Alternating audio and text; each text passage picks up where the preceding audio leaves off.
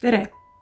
Mina olen Katrin ja meil on taas käes pühendushetk, kus me saame koos vaadata seda, kuidas taevane isa tahab, et me oleksime tema juures.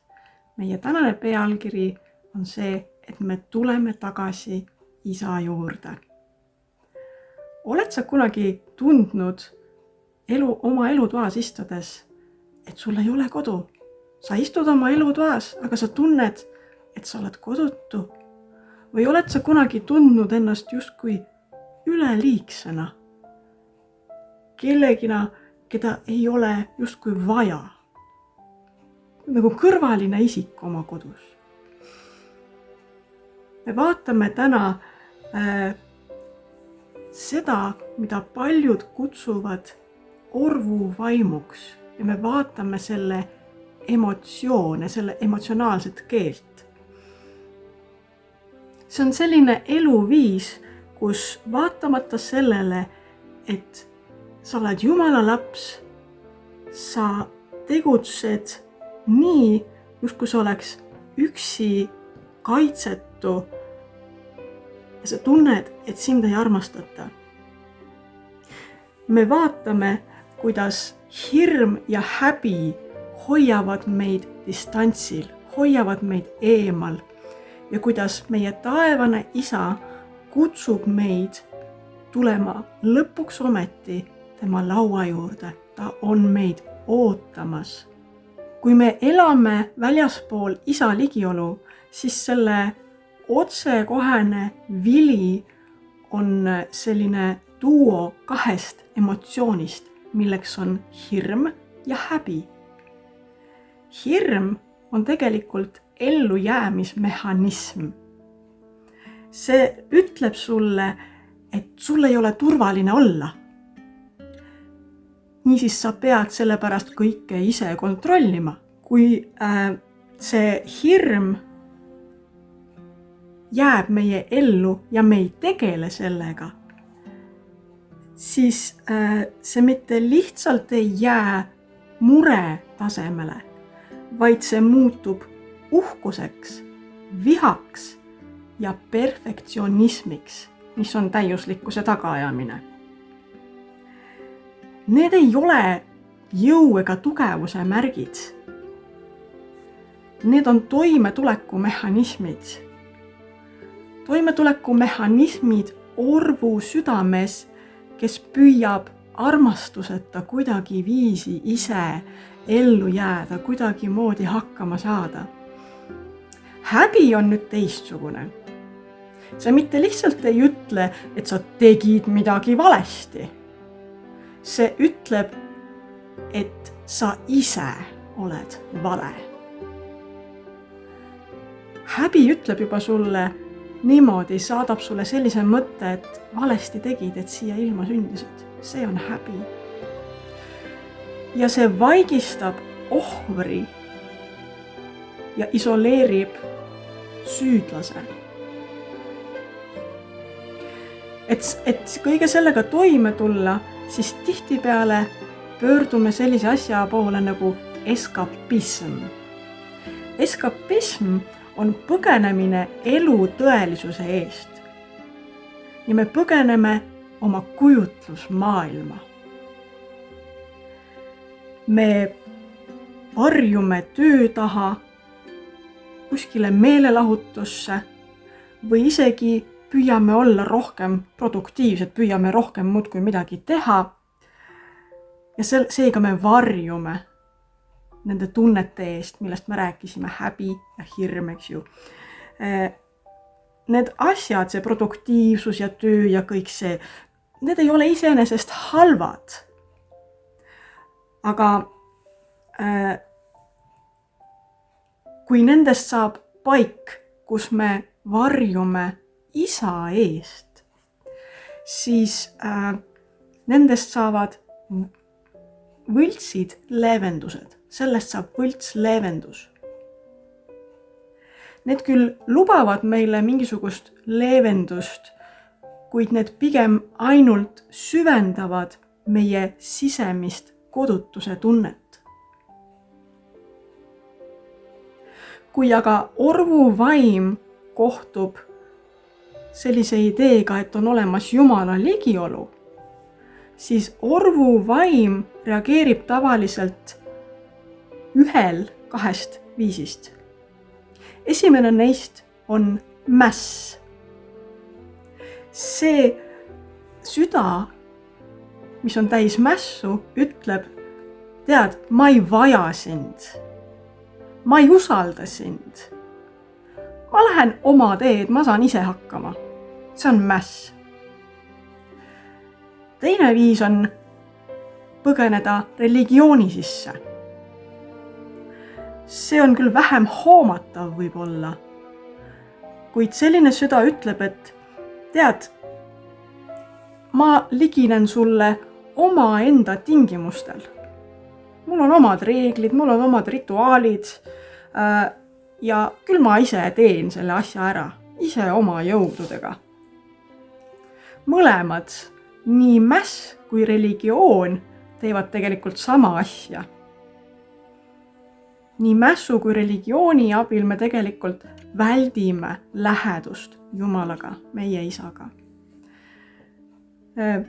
Mäss tõukab Jumala kohe eemale, ma ei vaja sind. Religioon hoiab teda justkui nagu distantsil.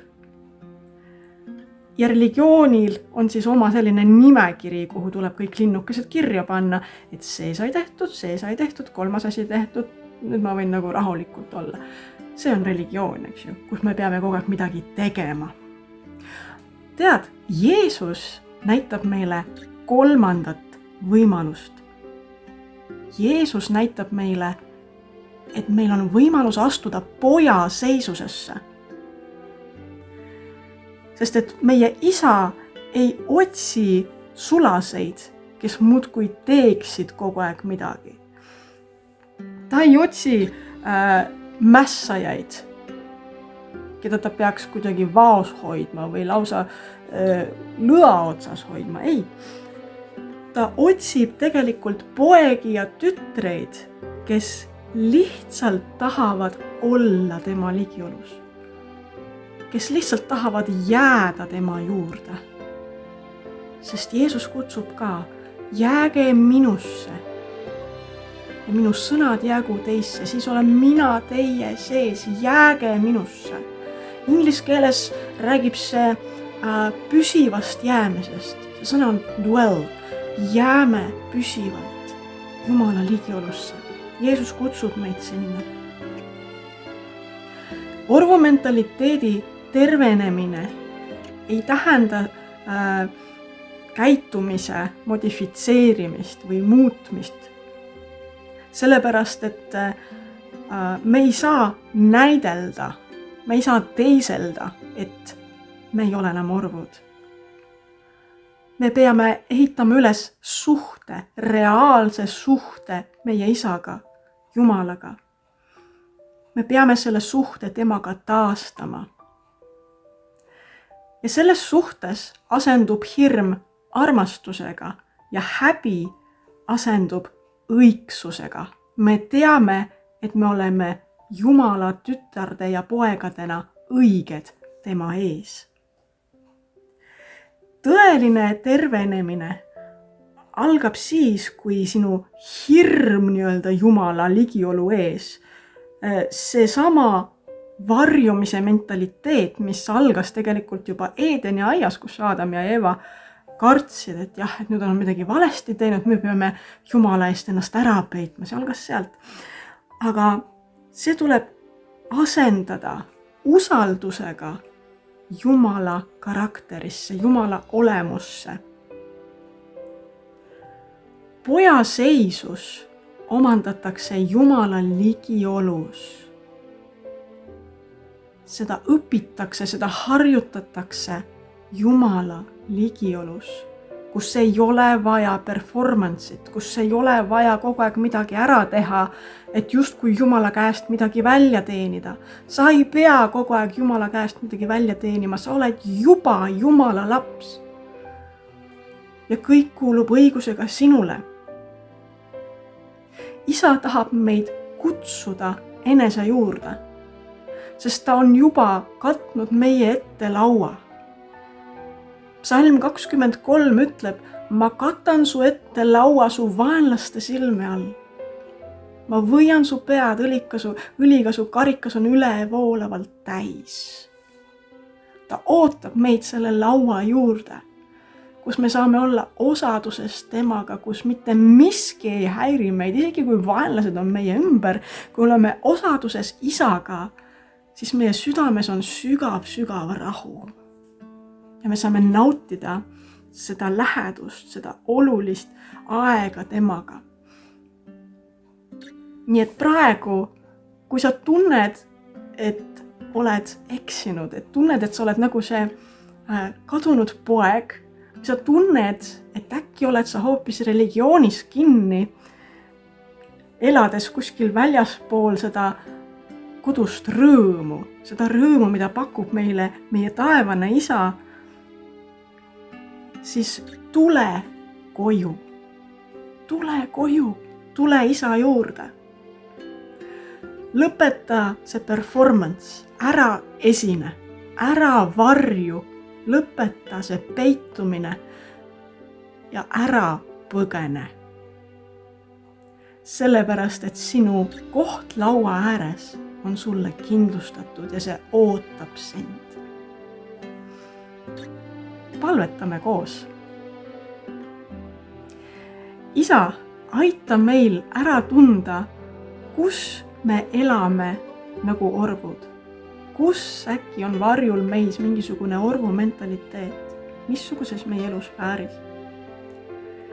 Me tahame vahetada oma hirmud sinu armastuse vastu ja oma häbi sinu õigsuse vastu. Õpeta meid elama taas sinu ligiolus ja mitte värisema hirmust, vaid hoidma alal aukartust sinu ees. Tänu sulle, isa, Jeesuse nimel. Amen. Jumal õnnistagu teid kõiki, kes te vaatasite seda videot ja Jumal aidaku teil leida see poja seisus, tütre seisus, lapse ees õigus oma südames taas üles. Aitäh kuulamast!